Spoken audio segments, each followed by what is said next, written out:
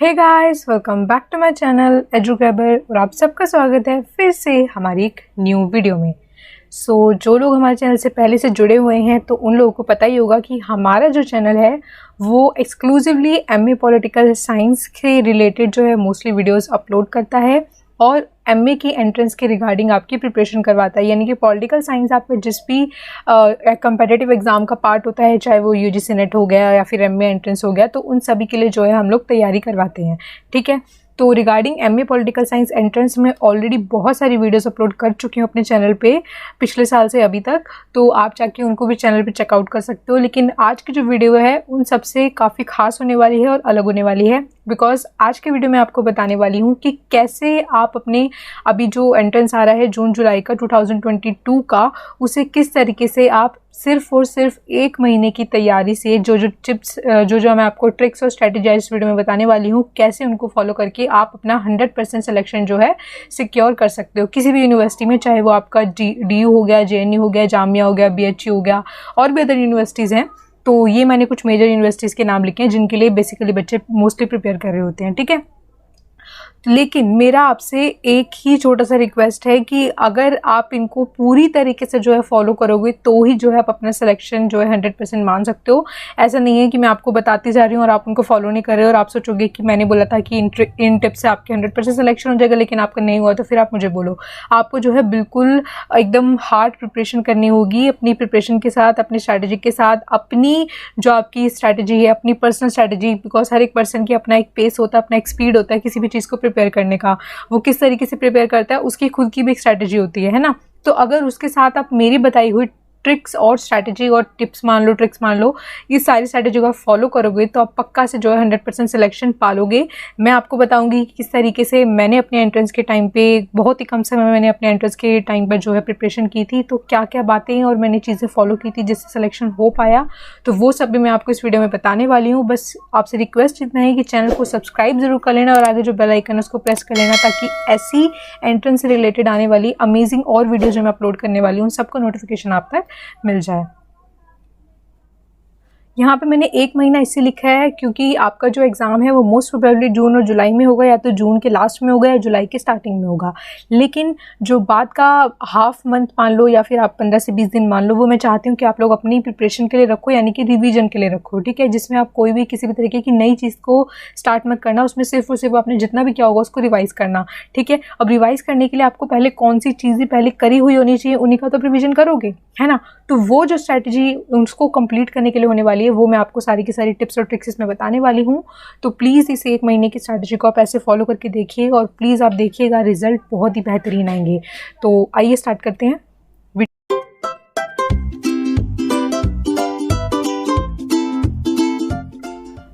आइए स्टार्ट करते हैं ट्रिक्स फॉर 100% सिलेक्शन। तैयार हो जाइए अपने बिल्कुल 100% सिलेक्शन के लिए, बिकॉज आपको अब बिल्कुल भी चिंता लेने की ज़रूरत नहीं है अबाउट एमए पॉलिटिकल साइंस का एंट्रेंस। बिकॉज जो मैं टिप्स और स्ट्रैटेजीज आपको बताने वाली हूँ, अगर आप उनको अच्छे से बिल्कुल सही तरीके से फॉलो कर लेते हो तो पक्का से पक्का आपका 100% सिलेक्शन मैं गारंटी दे रही हूँ कि हो ही जाएगा। ठीक है, स्टार्ट करते हैं अपनी फर्स्ट ट्रिक के साथ। Don't depend on helping guides. Helping guides के मैं यहाँ पे नाम इसलिए लिखे हैं, बट मैं आपको मैं ऑब्वियसली किसी भी पब्लिशर का नाम ऐसे नहीं ले सकती हूँ, बट बहुत सारे बच्चों को कन्फ्यूजन होगी फिर हेल्पिंग गाइड से मेरा मतलब यहाँ पे क्या है। तो मैं आपको एक रेफरेंस के लिए आपको बस नाम दे रही हूँ, लाइक आर गुप्ता हो गया, और भी अलग अलग पब्लिशर्स के आते हैं। तो मेरा कोई भी मोटिव किसी पब्लिशर को नीचा करना नहीं है, बस मैं आपको एज अ स्टूडेंट गाइड कर रही हूँ। ठीक है, मेरा मकसद सिर्फ और सिर्फ आपको गाइड करने का है। तो मैं यहाँ पे क्या लिखती हूँ कि don't depend on helping guides completely. ठीक है, यहाँ पे ये वर्ड भी आप देखना, कम्प्लीटली। इसका मतलब ये नहीं है कि आप उन हेल्पिंग गाइड्स को बिल्कुल नहीं खरीदना चाहिए, आप उनको खरीद सकते हो, बिकॉज उसमें जो कंसेप्ट होते हैं ना बहुत छोटे छोटे लिखे होते हैं, पैराग्राफ्स में लिखे होते हैं। वो बुक ज़्यादा मोटी होती भी नहीं है, बिकॉज सारा का सारा जो सिलेबस होता है वो कंबाइन करके एक ही बुक में दे दिया गया होता है। तो काफ़ी सारे बच्चे मुझसे टेलीग्राम पे ये क्वेश्चन पूछते हैं कि क्या मैम हम हेल्पिंग गाइड से, बिकॉज समय बहुत कम है हमारे पास, तो क्या हम केवल हेल्पिंग गाइड की मदद से जो है एंट्रेंस को क्लियर कर सकते हैं। तो हो सकता है कि आप में से कुछ बच्चे ऐसे जीनियस हों भी और जो पहले भी रहे हों, जो केवल और केवल हेल्पिंग गाइड से जिन्होंने जो है क्लियर किया हो, बिकॉज इसकी मैं गारंटी पहले दे रही हूँ, अगर उन्होंने सिर्फ और सिर्फ हेल्पिंग गाइड से जो है क्लियर किया है तो 100% उनके पास पहले से अच्छी नॉलेज होगी अपने सब्जेक्ट की, ठीक है। वरना ऐसा बिल्कुल भी जो है मुमकिन नहीं है कि आप केवल और केवल हेल्पिंग गाइड के माध्यम से जो है अपनी एंट्रेंस में को क्लियर कर सको, ठीक है। इसके लिए एक बेहतरीन चीज़ इसमें ये भी है कि आपको हेल्पिंग गाइड पे क्यों नहीं कंप्लीटली इनेबल रहना चाहिए, बिकॉज आप ऑब्वियसली मास्टर के लिए पढ़ने जा रहे हो, ठीक है, मास्टर के लिए एडमिशन लेने जा रहे हो। तो मास्टर का मतलब होता है कि ऑब्वियसली आपको प्रीवियस इसकी अच्छी नॉलेज है, आपके जो सब्जेक्ट है उसके आपको अच्छी नॉलेज है, तभी आप जो है मास्टर में एडमिशन देने के लिए इसको जो है एंट्रेंस को दे रहे हो, ठीक है। इसका मतलब अगर आपको अच्छी नॉलेज चाहिए, आपको प्रीवियस नॉलेज आपकी अच्छी होनी चाहिए, तो मैं आपको सजेस्ट करूंगी कि प्लीज़ आप बुक्स पर और आपके जो ई सोर्सेज हैं, ई सोर्सेज में आपका गूगल आ जाता है और काफ़ी सारी वेबसाइट्स और यूट्यूब, ये सारी चीज़ों को मिलाकर आप जो है तैयारी करोगे तो आपको बेहतर रहेगा, ठीक है। So don't depend on helping guides, लेकिन आपको उनको यूज़ कैसे करना है वो मैं आपको बता देती हूँ। और मैंने प्रीवियसली अपने लास्ट ईयर की वीडियो में बताया था कि आपको कैसे हेल्पिंग गाइड्स को यूज़ करना है। आपको क्या करना है, उसमें जो मेन हेडिंग्स होती है ना, आपको हेडिंग देख के क्लिक हो जाएगा कि एक अपनी इंस्टिंक्ट होती है कि ये मेरे को जो है इंपॉर्टेंट लग रहा है, ठीक है। तो उस वाली चीज़ को आप पढ़ लेना और उसके पीछे हर एक टॉपिक के पीछे वहाँ पे क्वेश्चंस दिए होते हैं, तो उसमें से आप कुछ क्वेश्चंस को अटेम्प्ट कर सकते हो। लेकिन यहाँ पे एक डिस्क्लेमर मैं ये भी देना चाहूँगी कि मैंने हर टाइप की हेल्पिंग गाइड को देखा है, मैंने ड्यू वाली जो हेल्पिंग गाइड होती है उसको भी देखा है, जेएनयू के लिए जो हेल्पिंग गाइड आती हैं उसको भी देखा है, ठीक है। लेकिन सबको एनालाइज करने के बाद मेरा जो मेन जो एनालिसिस रहा था वो ये था कि उसमें क्वेश्चन जो है बहुत ही मतलब बहुत गंदे तरीके से जो है फ्रेम कर रखे हैं। मुझे भी एग्जैक्ट नहीं वर्ड मिल रहा कि मुझे उसको क्या डिफाइन करना चाहिए। गंदे तरीके से मतलब ये है कि कुछ सेंस नहीं बन रहा उसमें, जो कुछ क्वेश्चंस ऐसे हैं जिनका कोई सेंस ही नहीं है, तो वो ऐसे क्वेश्चंस आपका टाइम वेस्ट करते हैं, ठीक है। तो मैं बोलना चाहूँगी कि अगर आपको उनमें से कुछ सेलेक्टिवली क्वेश्चंस अच्छे दिख रहे हैं तो आप उनको जो है प्रैक्टिस कर सकते हो, लेकिन सारे के सारे क्वेश्चंस मत करना, बिकॉज उसमें से काफ़ी मीनिंगलेस क्वेश्चंस भी बना रखे हैं जिनका कोई मतलब नहीं बनता। मतलब कि इस टाइप के क्वेश्चन कभी भी एंट्रेंस में नहीं आते हैं, ठीक है। तो ऐसे क्वेश्चंस को आप अवॉइड करना और इस तरीके से आप हेल्पिंग गाइड्स को जो है यूज़ कर सकते हो, लेकिन प्रॉपरली यानी कि कंप्लीटली उन पे आपको डिपेंड नहीं रहना है। आपको बुक्स भी पढ़नी है और आपको ई रिसोर्सेज भी पढ़ने हैं। नेक्स्ट है आपका do every portion of each subject selectively का मतलब क्या है, जैसे कि आपके जो डिफरेंट पोर्शन होते हैं, WPT यानी कि western political thought, Indian political thought, CP यहाँ पे मेरा कंपैरेटिव पॉलिटिक्स से मतलब है, IR यानी कि इंटरनेशनल रिलेशंस, पॉलिटी यानी कि जिसमें आपका इंडियन कॉन्स्टिट्यूशन और ये सब चीज़ें आ जाती हैं, ठीक है। सेलेक्टिवली का मतलब मेरे यहाँ पे क्या है, सिलेक्टिवली से मेरा मतलब यहाँ पे ये है कि मैंने ऑब्वियसली जो है प्रीवियस भी अपनी वीडियोस अपलोड कर रखी हैं, आप जाके उनको चैनल पे भी चेकआउट कर सकते हो। मैं भी आपको दिखा भी दूंगी कि आपको कहाँ पे मेरी ये वाली वीडियोस मिलेंगी।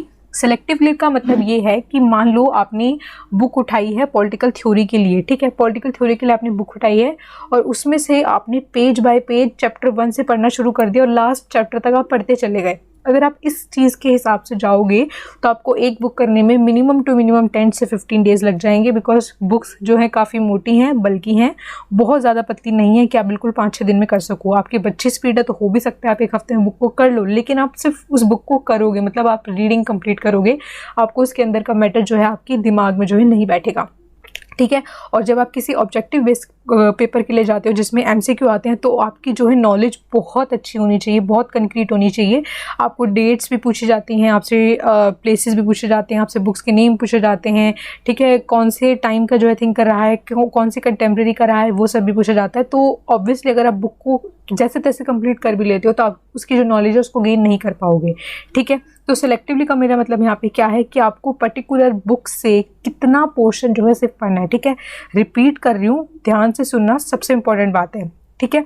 आपको पर्टिकुलर बुक में से कितना पोर्शन जो है सिलेक्टिवली पढ़ना है, उन सब के ऊपर मैं ऑलरेडी वीडियो बना चुकी हूँ कि आपको WPT में कौन से थिंकर्स पढ़ने हैं, IPT में कौन से थिंकर पढ़ने हैं, IR में आपको कौन सी थ्योरीज पढ़नी है, पॉलिटी यानी कि इंडियन कॉन्स्टिट्यूशन में आपको कौन से आर्टिकल्स करने हैं, PubEd यानी कि पब्लिक एडमिनिस्ट्रेशन में आपको कौन सी थ्योरीज करनी है, जिनसे आपके चांसेस जो है बहुत ज़्यादा हाई हो जाएंगे सिलेक्शन के लिए, ठीक है। बिकॉज कुछ चीज़ें तो ऐसी होती ही हैं, कुछ एक आधे क्वेश्चन हर एंट्रेंस में ऐसे आते हैं जो आपने कभी भी नहीं पढ़े होंगे कहीं पे, तो आपको उनसे घबराने की ज़रूरत नहीं है। लेकिन आप ये देखिए कि आपको एटलीस्ट जो है 80 to 90% जो है एंट्रेंस का आपको ऐसे क्वेश्चन दिखे जिसमें आप कॉन्फिडेंट हो कि हाँ ये मैंने कहीं ना कहीं पढ़ा हुआ है और मैं इनको कहीं ना कहीं अटेम्प्ट कर पाऊंगा, ठीक है। तो ये वीडियोस आपको कहाँ मिलेंगी वो भी मैं आपको यहाँ पे दिखा देती हूँ।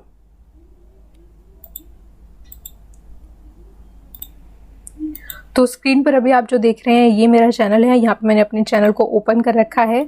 तो यहाँ पे आपको एक सीरीज़ दिखाई देगी, ये रहा MA एंट्रेंस पॉलिटिकल साइंस। मैं आपको दूसरे कलर से दिखाती हूँ कि आपको यहाँ पे सीरीज़ दिखाई दे रही होगी MA एंट्रेंस पॉलिटिकल साइंस 2022। तो आपको सारी की सारी सब्जेक्ट वाइज टॉपिक, यानी कि आपको कौन से सब्जेक्ट के लिए कितना पोर्शन करना है, वो आपको सारा का सारा इस प्लेलिस्ट के अंदर जो है मिल जाएगा। तो यहाँ से आप इसको हेल्प ले सकते हो कि आपको सेलेक्टिवली हर पर्टिकुलर सब्जेक्ट से कितना जो है पोर्शन यहाँ पे आपको पढ़ना है। ठीक है, अब नेक्स्ट करते हैं हम बात नेक्स्ट टॉपिक की। Do revision questions simultaneously after every topic. ठीक है, आफ्टर एवरी टॉपिक का मतलब क्या है? फॉर एग्जांपल आपने आईपीटी के थिंकर्स पढ़े। आईपीटी के थिंकर्स पढ़े का मतलब ये नहीं कि आपने पर्टिकुलर एक एक थिंकर के बाद जो है क्वेश्चन लगाने बैठ रहे हो, इस तरीके से आपको बहुत समय लग जाएगा।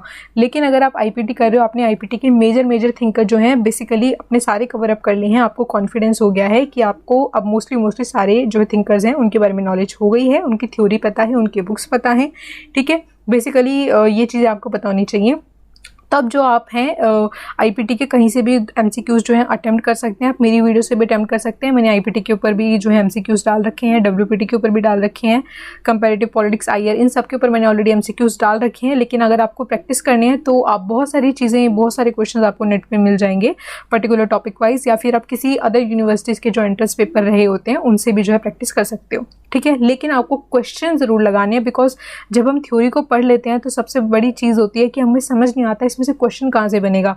बिकॉज अगर आपके पास कोई साइंस का एंट्रेंस होता है, ठीक है, साइंस रिलेटेड होता है, तो वहाँ पे आपको कहीं ना कहीं आइडिया होता है कि आपको फार्मूला रिलेटेड आ सकता है, इक्वेशन रिलेटेड आ सकता है, केमिकल रिलेटेड आ सकता है। लेकिन जब आप थ्योरी पढ़ रहे होते हो, थ्योरी में बहुत ज़्यादा ये कन्फ्यूजन रहती है कि इसमें से क्या क्वेश्चन बनेगा, इसमें से क्या ऑब्जेक्टिव क्वेश्चन बनेगा। तो वो आपको तभी पता चलेगा जब आप पर्टिकुलर एक एक टॉपिक के बाद जो है उससे रिलेटेड एमसीक्यूज को लगाओगे। ठीक है, उसमें आपको काफ़ी सारी नई चीज़ें भी जानने को मिलेंगी, और जितना आपने किया होगा उसकी प्रैक्टिस तो आपकी हो ही जाएगी। ठीक है, सो चलते हैं नेक्स्ट टॉपिक की तरफ। Must attempt previous year papers at least 5 years। ठीक है, एंड आइडेंटिफाई द पैटर्न। अब इसका मेरा मतलब कहने का क्या है कि आप जिस भी यूनिवर्सिटीज़ की तैयारी कर रहे हैं, फॉर एग्जांपल आप DU की तैयारी कर रहे हैं, तो DU के पास्ट ईयर के आपको 5 साल के, यानी कि पिछले 5 सालों के आपको क्वेश्चन पेपर लेने हैं, उनको प्रैक्टिस करना है। प्रैक्टिस का मतलब ये नहीं है कि आपने सीधा आंसर की निकाली, उसमें से आंसर देखे और सीधा उनको मार्क कर लिया और उनको रट लिया। ठीक है, ये प्रैक्टिस नहीं होती है। प्रैक्टिस होती है कि आपने 1-2 क्वेश्चन पेपर को अटेम्प्ट करके देखा, अगर उसमें कम मार्क्स आते हैं कोई घबराने की बात नहीं है। अगर आपका गलत गया है तो इसका मतलब ये है कि आपको नेक्स्ट टाइम उससे रिलेटेड जब क्वेश्चन आएगा तो आपको याद आएगा कि हाँ, उस समय मैंने ये क्वेश्चन गलत किया था, तो इसका आंसर ये होना चाहिए। ठीक है, यही आपका मेन पर्पस होता है प्रैक्टिस करने का। तो आपको जो एटलीस्ट 5 साल के, पिछले 5 सालों के हैं, उनके पेपर को जो है प्रैक्टिस करना है। अगर आप JNU के लिए दे रहे हो या फिर किसी अदर यूनिवर्सिटी के लिए दे रहे हो तो उनसे रिलेटेड आप एंट्रेंस को कर सकते हो। JNU का तो हो सकता है इस बारी, PJ के लिए जो है मोस्ट प्रोबेबली SUSET होगा, लेकिन जो BHU वगैरह अभी कंफर्मेशन नहीं आया है JNU का। ठीक है, DU का तो DUET ही होने वाला है, उसका ऑलरेडी फॉर्म फिलिंग चल रही है और 15 मई तक जो है आपकी आखिरी डेट है। अगर आपने अब तक फॉर्म नहीं भरा तो फॉर्म भर दो, और फॉर्म आपको कैसे भरना है उसके रिलेटेड भी मैंने वीडियो ऑलरेडी अपलोड कर रखी है, पूरा लाइव आपको फॉर्म फिल करके दिखाया है, तो उसकी हेल्प से भी आप फॉर्म को भर सकते हो। ठीक है, तो आपको 5 साल के पेपर लेने हैं और उसमें आपको क्या करना है, मेन काम। ठीक है, मेन काम आपको क्या करना है, आइडेंटिफाई द पैटर्न। आपको जो है पैटर्न को आइडेंटिफाई करना है कि किस तरीके के क्वेश्चंस ये आपसे पूछनी चाह रही है यूनिवर्सिटी। ठीक है, बिकॉज हर यूनिवर्सिटी जब अपने अलग अलग एंट्रेंस लेती है, यानी कि जो यूनिवर्सिटी SUSET के अंडर नहीं आती हैं, जो अपने अलग से एंट्रेंस लेती हैं, फॉर एग्जाम्पल दिल्ली यूनिवर्सिटी अपना अलग से DUET लेती है, यानी कि दिल्ली यूनिवर्सिटी एंट्रेंस टेस्ट। ठीक है, DUET आपने सुना ही होगा नाम, तो अगर आप प्रैक्टिस कर रहे होगे तो ऑब्वियसली आपको पता ही होगा, मैं यहाँ पे लिख भी देती हूँ।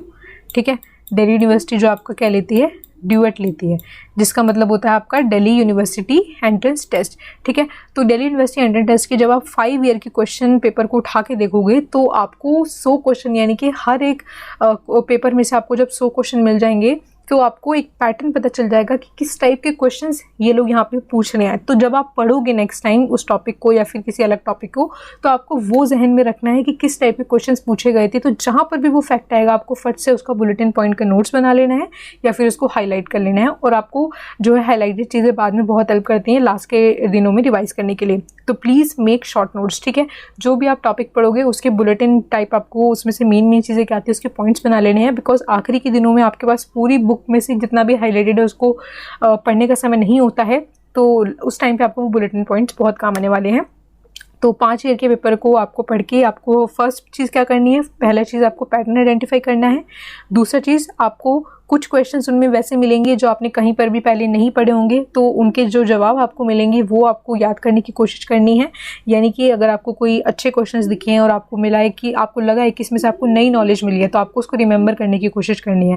थर्ड, आपको जो है जितना भी आपका उसमें स्कोर आएगा उसको अटैम्प्ट करके देखना है, एज अ पेपर अटैम्प्ट करना है, ठीक है। जैसे कि आप एग्जाम में बैठ के पेपर देते हो उस तरीके से ही आपको अटैम्प्ट करना है पेपर। और फिर जो है आपका, बिकॉज ड्यूएट में जो है नेगेटिव मार्किंग होती है, जेएनयू में नहीं होती है, और काफ़ी अलग अलग यूनिवर्सिटीज़ का अपना अलग अलग क्राइटेरिया है। मैं यहाँ पे एग्जाम्पल के लिए ड्यू को ले रही हूँ।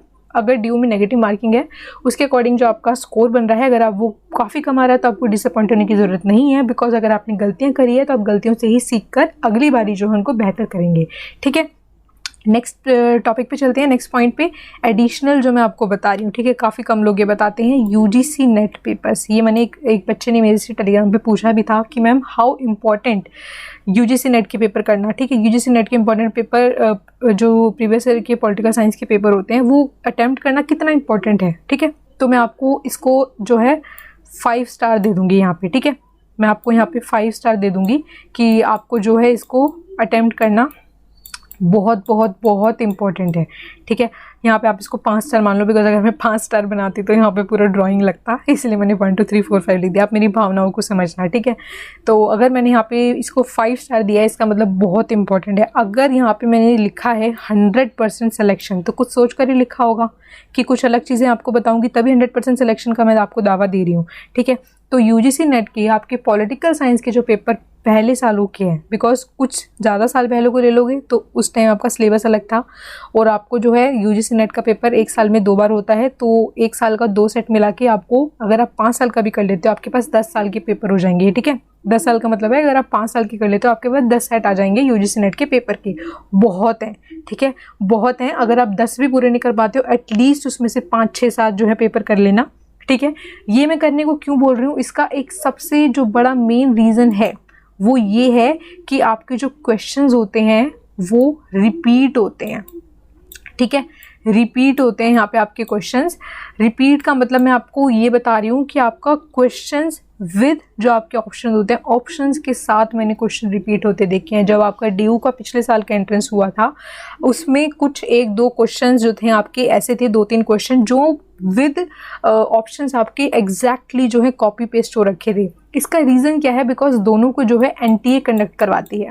कौन कंडक्ट करवाता है, एनटीए, नेशनल टेस्टिंग एजेंसी, ठीक है। दोनों का पेपर जो है एनटीए कंडक्ट करवाती है, तो एनटीए के पास पॉलिटिकल साइंस के जो क्वेश्चंस होते हैं वो इतने सारे भंडार में नहीं होते हैं कि वो हर पेपर में नए क्वेश्चन कहाँ से लाएं, बिकॉज मटेरियल तो सेम रहने वाला है।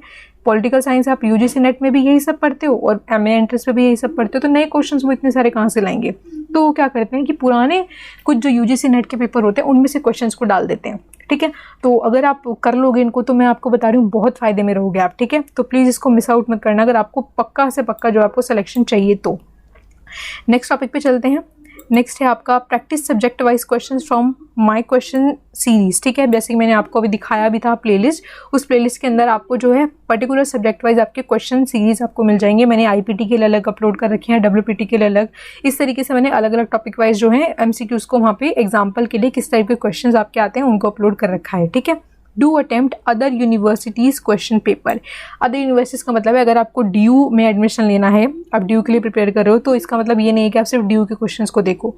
अगर आपको प्रैक्टिस करनी है, अगर आप सबसे पहले आपकी प्रायोरिटी तो उसी यूनिवर्सिटीज़ के क्वेश्चन पेपर होने चाहिए, ठीक है। अगर आपके पास समय बच जाता है, आपने ड्यू के पेपर कर लिए हैं, नेट के पेपर कर लिए हैं, और फिर भी आपको लग रहा है कि आपकी प्रिपरेशन भी अच्छी है और आपके पास समय अभी बचा हुआ है और आप चाहते हैं क्वेश्चंस को अटेम्प्ट करना ताकि आपको अपना लेवल पता लग सके, तो आप अदर यूनिवर्सिटीज़ के पेपर्स को भी जो है यहाँ पे प्रैक्टिस कर सकते हो। फॉर एग्जांपल अपने प्रीवियस ईयर्स के जेएनयू के पेपर, बीएचयू के पेपर भी जो है आप उसमें जो है अटेम्प्ट करके अपनी प्रैक्टिस को और बेहतर बना सकते हैं, ठीक है। Watch my video to know how much portion you have to cover for particular subject. ये मैं आपको ऑलरेडी बता चुकी हूँ कि आपको कौन सी प्लेलिस्ट में ये वाली चीज़ आपको मिलने वाली है। उसके बाद आता है आपका do attempt mock test on regular basis.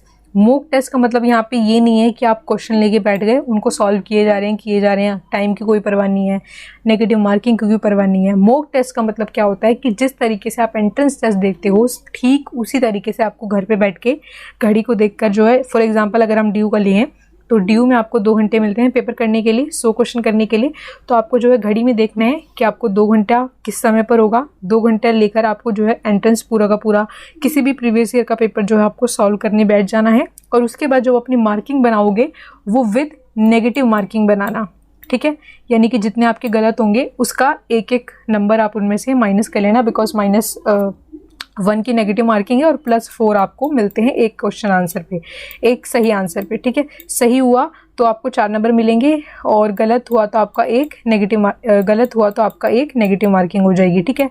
तो आपका जो टोटल स्कोर होगा उसमें से आप जो है अपनी नेगेटिव मार्किंग को हटाकर अपना स्कोर को देखना, ठीक है। रेगुलर बेसिस का मतलब है आप कोई दिन डिसाइड कर सकते हो या फिर कोई टाइम डिसाइड कर सकते हो कि कितने कितने रेगुलर इंटरवल्स पे आपको मॉक टेस्ट को लगाना है, ठीक है। नेक्स्ट है आपका prepare your important book dates events in bulletin notes. जैसे कि मैंने आपको अभी भी बताया था कि आपको जो है लास्ट में रिवीजन में ये बहुत हेल्प करने वाले हैं, ठीक है। बुलेटिन बुक्स के जैसे कि इंपॉर्टेंट थिंकर्स की जो इंपॉर्टेंट बुक्स हैं, यानी कि हीगल की कौन सी बुक है, जॉन लॉक की कौन सी बुक है, विवेकानंद की कौन सी बुक है। डेट्स यानी कि पर्टिकुलर इंसिडेंट होते हैं ऐसे जिसमें आपको डेट्स याद रखनी होती हैं। फॉर एग्जांपल गांधी के लिए आपको जो है उसकी सत्याग्रह की, क्विट इंडिया की, और ऐसे कई काफ़ी और भी चीज़ें होती हैं। डेट्स का मतलब आपको सिर्फ इवेंट्स की नहीं, जो बुक्स की होती हैं उनके पब्लिशिंग ईयर भी याद रखने हैं, ठीक है। बहुत सारी सालों से ये तो पैटर्न आता ही है कि आपसे बुक्स के ईयर तो ज़रूरी पूछे जाते हैं, ठीक है। तो जैसे कि जो बड़े बड़े थिंकर्स हैं, for example Ram Manohar Lohia, Pandit Ramabai, BR Ambedkar, JP Narayan, बाल गंगाधर तिलक, और इसी तरीके से WPT में भी जो है उनकी आपकी बुक्स को आप जितने मैक्सिमम डेट्स को पब्लिशिंग ईयर्स को याद रख सको उनको रखना, ठीक है। उनको नोट्स बना लेना ताकि आपको लास्ट में जो है वो हेल्प कर सके। If you are confuse about syllabus you can take help of UGC NET syllabus, ठीक है। ये आपको कोई भी नहीं बताएगा, लेकिन मैंने यहाँ पे लिखा है हेल्प, ठीक है। इस पर भी आपको गौर करना है, क्योंकि जिस तरीके से आपका MA एंट्रेंस का कोई भी स्पेसिफिक सिलेबस नहीं होता, सिर्फ आपको ये कहा जाता है कि आपका जो BA का सिलेबस है उसी के बेस पर आपसे पूछा जाएगा, ठीक है। लेकिन ऐसा नहीं होता है। BA में आपसे जो पीछे चीज़ें पूछी जाती हैं वो बहुत ही बेसिकली आप बेसिक चीज़ें, आप बेसिक पॉलिटिकल साइंस को पढ़ते हो, लेकिन MA एंट्रेंस में आपसे उससे एडवांस लेवल के क्वेश्चन भी पूछे जाते हैं जो कि आपको मास्टर में पढ़ाए जाएंगे, लेकिन आपने अब तक पढ़े नहीं है, लेकिन आपको एंट्रेंस के लिए वो पढ़ने पड़ेंगे, ठीक है।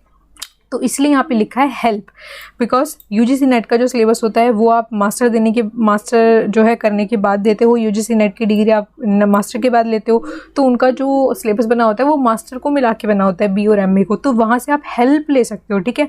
बिकॉज उनके जो सिलेबस होता है वहाँ पे डिफाइन अलग अलग लिखा होता है। लाइक WPT में आपको कितने थिंकर पढ़ने हैं, IPT में आपको कौन कौन से थिंकर पढ़ने हैं, इस तरीके से आपके वहाँ पे पर्टिकुलरली लिखे होते हैं। तो अगर आप बहुत ज़्यादा कन्फ्यूज हैं कि आपको क्या करना है क्या नहीं, बिल्कुल ही नहीं समझ आ रहा, तो आप एक बारी UGC नेट का पॉलिटिकल साइंस का जो वो है सिलेबस, उसमें से आप पर्टिकुलर थिंकर्स कौन कौन से करने हैं उस तरीके का जो है थोड़ा थोड़ा आप गाइडेंस ले सकते हो, ठीक है। Last but not the least, subscribe to our channel, ठीक है। आपसे ये विनती है, ये गुजारिश है कि अगर आप अपनी प्रिपरेशन को बेहतर करना चाहते हो और अपने सिलेक्शन को गारंटीड रखना चाहते हो तो प्लीज़ सब्सक्राइब कर लीजिएगा हमारे चैनल को, और आगे जो बेल आइकन उसको प्रेस कर लेना ताकि आपको ऐसी जो और अच्छी वीडियोज़ में आगे गाइडेंस के लिए, हेल्प के लिए डालने वाली आपको मिलती रहें। तो आज की वीडियो में सिर्फ इतना ही, मिलते हैं आपसे नेक्स्ट वीडियो में। बेस्ट ऑफ लक आपके एंट्रेंस के लिए, प्रिपरेशन के लिए, और ठीक है।